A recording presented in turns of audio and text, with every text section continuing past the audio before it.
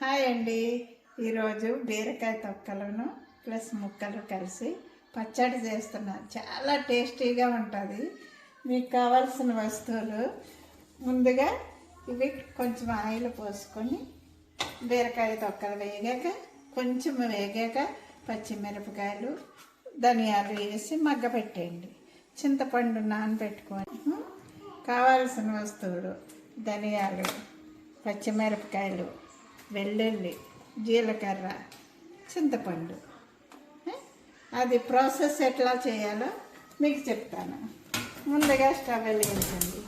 ఇవి బీరకాయ ముక్కలు తొక్కలు కడిగి ఉంచుకున్నాను. అట్లాగే పచ్చిమిరపకాయలు కొంచెం వేగాక పచ్చిమిరపకాయలు వేయాలి. అవి పేలకండిగా చిన్న చిన్న పినిస్తో ఇట్లా పెట్టుకుంటే పేలం మనుషుల మీదకి, కనుక అన్నీ కలిసి పెట్టేయచ్చు.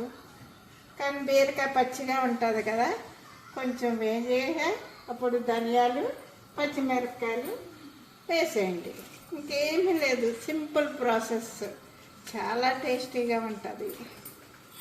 ఓకే, కొంచెం ఈ పచ్చిరగా ఉంటాయి కదా, కొంచెం మగ్గాక అప్పుడు పచ్చిరకాయలు ధనియాలు వేసి మగ్గపెట్టండి. సింపుల్. తర్వాత పచ్చడికి ఎట్లాగా అందరికీ తెలిసిన ప్రాసెస్, 2 వెల్లుల్లి, జీలకర్ర, చింతపండు వేసి మిక్సీ పట్టేయండి.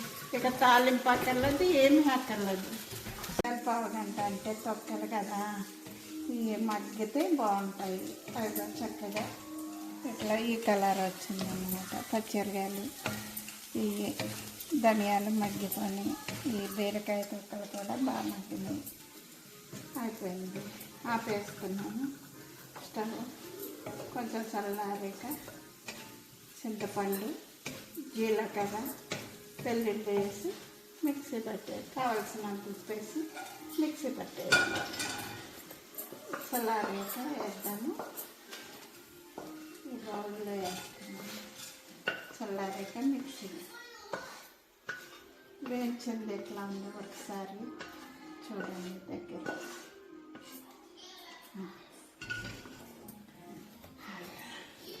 ఇట్లా వేగాక చింతపండు ఇప్పుడు మిక్సీ పడదాము. మిక్సీ పట్టేస్తే అవి అయిపోయినాయి కదండి, మిక్సీ పడదాము. మిక్సీలో చింతపండు మనం ముందు చూపించినట్టుగా కొంచెం నానబెట్టుకుంటే మొత్తం కలుస్తుంది. ఉప్పు, జీలకర్ర, వెల్లుల్లి కావలసినంత ఉప్పు వేసుకుంటే మిక్సీ పట్టేసుకుంటే అయిపోతుంది. బీరకాయ పచ్చడి అయిపోయింది. మిక్సీ పట్టాము చూడండి, గిన్నెలో తీసుకున్నాం. ఇప్పుడు మా మనవడు తింటాడు, ఎట్లా ఉందో చెప్తాడు మీకు. అది అది సూపర్.